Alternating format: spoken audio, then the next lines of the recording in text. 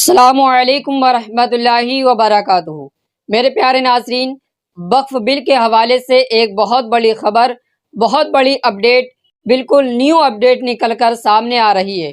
जैसा कि आप हजरात को मालूम है कि कल 19 सितंबर को JPC की मीटिंग थी वक्फ बिल पर कि इसमें अब क्या करना चाहिए, तो बिल पास हुआ है या रद्द हुआ है या फिर इसमें कोई बदलाव किया गया है, तब्दीली की गई है। ये तमाम चीज़ें मैं आपको बताने वाला हूँ।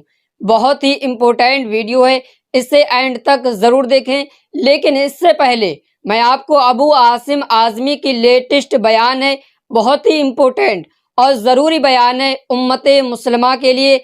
आप हजरात पहले 2-4 मिनट निकाल कर उनका ये बयान ज़रूर सुन लें, फिर आगे मैं आपको अपडेट दूंगा कि वो बिल पास हुआ है या नहीं हुआ है, उस पर फैसला क्या हुआ है। मैं मुबारकबाद देना चाहता हूँ कि घमंड टूट गया। 10 साल में पहला बिल वापस गया है।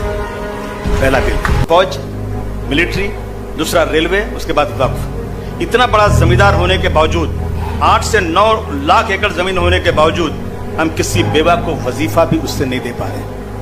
अब बेहतर मैनेजमेंट के नाम पर बीजेपी इसमें डाका डालने की कोशिश कर रही है। बेहतर मैनेजमेंट और मुसलमानों के लिए, और बीजेपी, ये तो कोई सोच ही नहीं सकता है। बीजेपी का दखल आना मतलब मुसलमानों के लिए कोई तकलीफ शुदा बात होने है, ये पक्की बात है। रेलवे बिक गया, एयर इंडिया बिक गया, एयरपोर्ट बिक गया, सी पोर्ट बिक गया, क्या बचा है?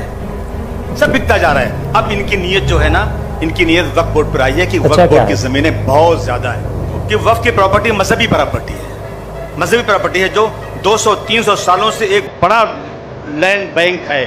ये 9 लाख एकड़ जमीन कोई चोरी और डाका डाल के नहीं दी गई है। ये 9 लाख जमीन लोगों ने अपनी वक्फ बोर्ड को दिया है, जो साहिब हैसियत थे। जमीन दरगाह, मस्जिद, यतीम खाना, मुसाफिर खाने के नाम पर दी गई हैं। इस बिल में ये खतरा सबसे बड़ा है कि वक्फ बोर्ड को रबर स्टैम्प बनाना चाहती है सरकार। 36 कलेक्टर का पावर जिस बोर्ड का है, उसको एक कलेक्टर को दे दिया गया।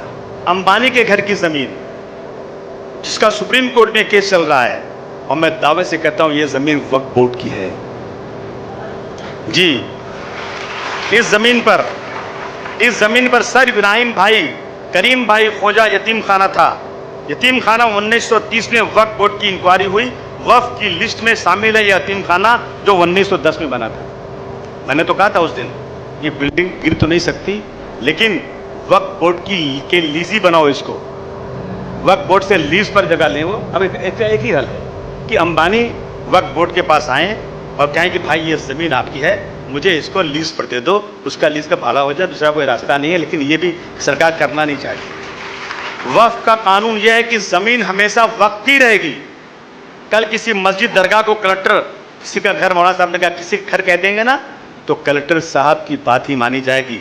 अहमदनगर में गया था, यकीन मानिए, एक मस्जिद है, पूरा मीनारा है उस पर।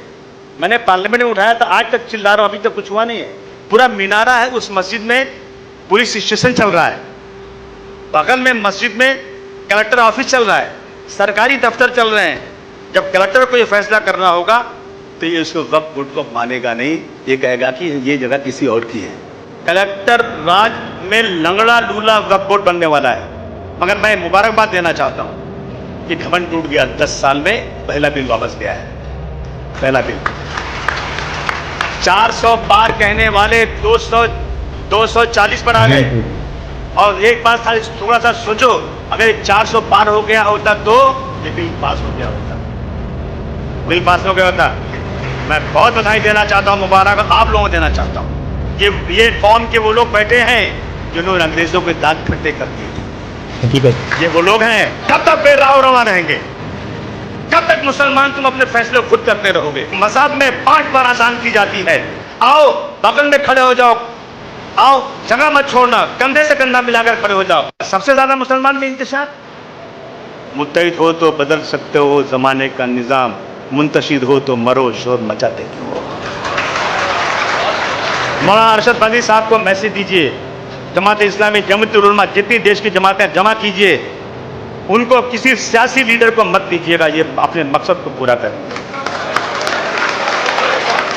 सिर्फ उनको लीजिए जो रियल में मुल्क और कौम के लिए। मेरे प्यारे नाजरीन, कल जेपीसी की जो मीटिंग थी इसमें all India Muslim personal law board ने भी शिरकत की और उसने कहा है कि हम जेपीसी की इस मीटिंग से मुतमईन हैं, संतुष्ट हैं।